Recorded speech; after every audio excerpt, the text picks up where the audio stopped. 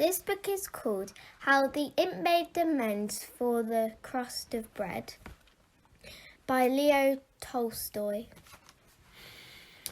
A poor peasant, going out to plough before breakfast, took with him a crust of bread. He set out the plough, took off his coat, wrapped the crust in it and put it under a bush.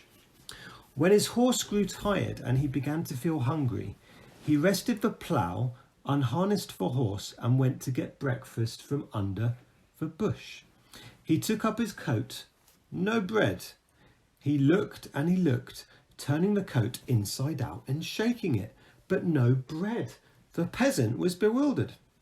"That's strange," he said to himself. "I haven't seen anyone, yet someone has taken my crust." While the peasant was ploughing, an imp had come and stolen the crust of bread, and was now sitting behind the bush waiting to hear the peasant swear and call on the devil himself. The peasant was downcast. "Oh well, I shan't die of hunger. Whoever took it probably needed it. May it do him good." He went to the well, drank some water and rested. The imp was disconcerted by his failure to lead the peasant to sin and went to report to the big devil. He appeared to the big one and told him how he had taken the crust and how the peasant, instead of cursing, had said, "May it do him good." The big devil was angry. "The peasant has got the upper hand in this business, and it's your own fault. You made a mess of it. If the peasants and then their women after them take to that sort of thing, our life won't be worth living. The matter cannot be left like that. You go back to that peasant and make amends for what you have done. If within 3 years you haven't got the upper hand with him, I'll dip you in holy water." Oh, yeah, I know about it. The imp was frightened. He scampered back to earth and tried to figure out how to redeem his mistake. He thought, and he finally conceived of a plan. He transformed himself into a labourer and hired himself out to a poor peasant. It was a dry summer day, and he taught the peasant how to sow grains in a marsh.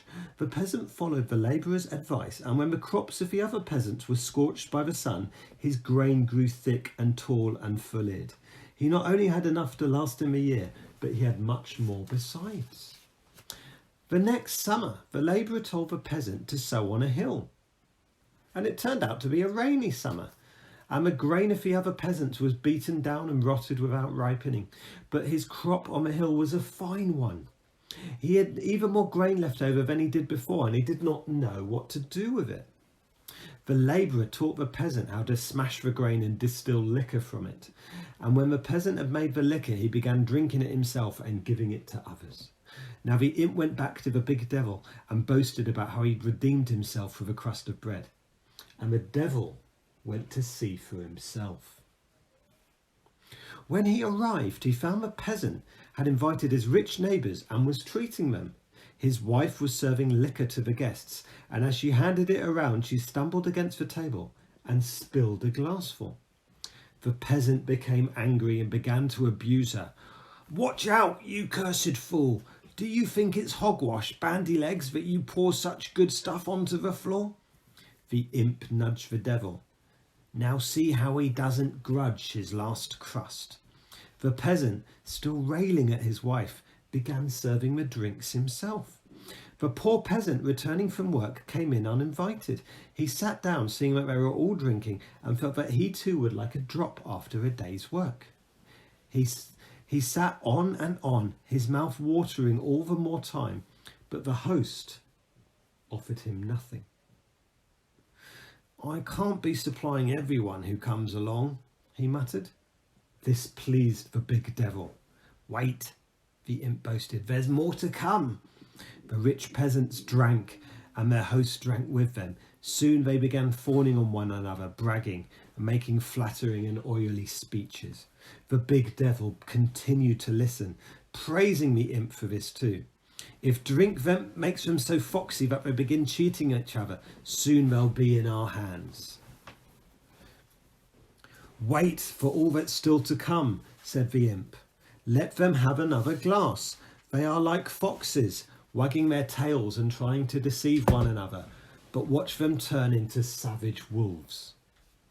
The peasants all had another glass, and their talk became louder and coarser. Instead of oily speeches, they cursed and snarled at each other, finally coming to blows and beating one another black and blue. The host joined in the fight, and he too was given a beating. The devil looked on pleased. This, he said, is excellent. Wait, for there's still more to come, said the imp. Let them have another round. Now they're like mad wolves, but give them time. One more glass and they will be like swine. After taking another glass, the peasants were besotted. They muttered and they shouted without knowing why. They were no longer listening to each other. The party began to break up. Some went alone, some in pairs, some in three. All staggered down into the street. The host went out to see his guests off, fell on his nose in a puddle and lay there, covered with mud from head to foot, grunting like a hog. This pleased the devil still more. Well, he said, you've hit upon a fine drink, and will make up for the crust of bread. But tell me, how is this drink made? First, you must put fox blood in it. This made the peasants as sly as foxes, and then wolf's blood. That's made them as savage as wolves. And you probably finished it off with swine's blood. That must have made them swinish. No, said the imp, that's not the way I did it. All I had to do was make the peasant grow more grain than he needed. The beast blood is always in the man, but as long as he had only as much as he needs, it is not aroused. Before, the peasant didn't grudge his last crust, but as soon as he had more grain, he commenced to have cravings, and I taught him a pleasure of drink. As soon as he began to turn to God's good gift into liquor for his own pleasure, the blood of the fox, the wolf, and the swine all rose up in him. If only he continues to drink, he will always be a beast. The devil praised the imp, forgave him for the crust of bread, and promoted him into a higher position. Yay! And that is the story of how the imp made amends for the crust of bread.